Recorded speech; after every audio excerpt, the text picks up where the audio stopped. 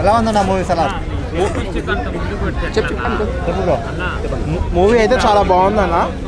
And ప్రభాస్కి ఎటువంటి comeback అయితే కావాలో, ఫ్యాన్స్ ఎంత ఆకలి మీద వెయిట్ చేస్తున్నారో అటువంటి సినిమా సలార్ అన్న నేను కూడా. అండ్ ఫ్యాన్స్కి అయితే బాహుబలి 2 తర్వాత మీరు మధ్యలో ఉన్న 3 సినిమాలు మర్చిపోయి డైరెక్ట్ సలారే తీసారనుకోమంట. లిటరల్లీ చాలా అంటే powerful comeback.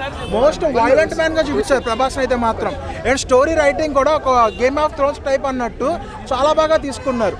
And first half వచ్చి కొద్దిగా స్లోగా స్టార్ట్ అవుతూ ఎప్పుడైతే మన ప్రభాస్ వైలెంట్గా బర్స్ట్ అవుతారో అక్కడి నుంచి స్టోరీ నెక్స్ట్ లెవెల్కి వెళ్తున్నానా. ఫస్ట్ హాఫ్ అనేది అంటే కొద్దిగా మమ్మల్ని ప్రభాస్ క్యారెక్టర్ గురించి ఇన్వైట్ ఇస్తుంది. అసలు కథంతా మనకి సెకండ్ హాఫ్లో ఉంటుంది. అండ్ సెకండ్ హాఫ్ నుంచి అనేది నెక్స్ట్ అంటే సెకండ్ హాఫ్ కథ కూడా సగంలో ఆపేస్తుంది పార్ట్ 2 అన్నట్టు మనకి. అండ్ పార్ట్ 1లో కూడా ఇంత వైలెంట్గా ఉంటే పార్ట్ 2 ఇంకా వైలెంట్ ఉండొచ్చు. ఇందులో ప్లస్ పాయింట్స్ ఏంటంటే వన్ అండ్ ఓన్లీ ప్రభాస్ అన్న వన్ మ్యాన్ ఆర్మీగా చాలా బాగా చేశారు.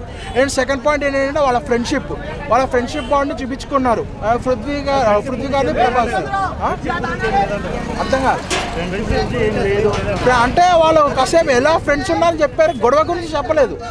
మేము ఆ ట్రైలర్లో కూడా కాన్సర్ అనేది విడిపోవడం వల్లే ఉంటుంది, కానీ ఎందుకు విడిపోయేదని చెప్పలేదు. వాళ్ళ ఫైట్ చెప్పలేదు, వాళ్ళ బాండ్ చూపించారు అంతే. అది కూడా మదర్ సెంటిమెంట్ కూడా చూపించారు.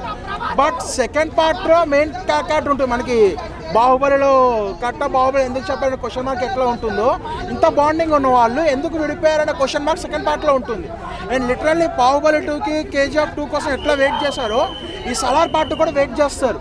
నిజంగా ఇదైతే కరెక్ట్ సినిమాలో ప్రభాస్కి నాలే పడింది. ఏం లేదన్న శృతి హాసన్ది. అంటే శృతి హాసన్ అంటే స్టోరీ శృతి హాసన్తో స్టార్ట్ అవుతుంది మనకి మామూలుగా చూసుకుంటే.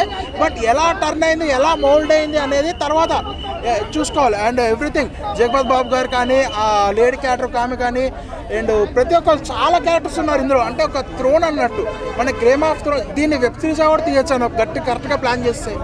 చాలా అంటే చాలా బాగుంది మూవీ.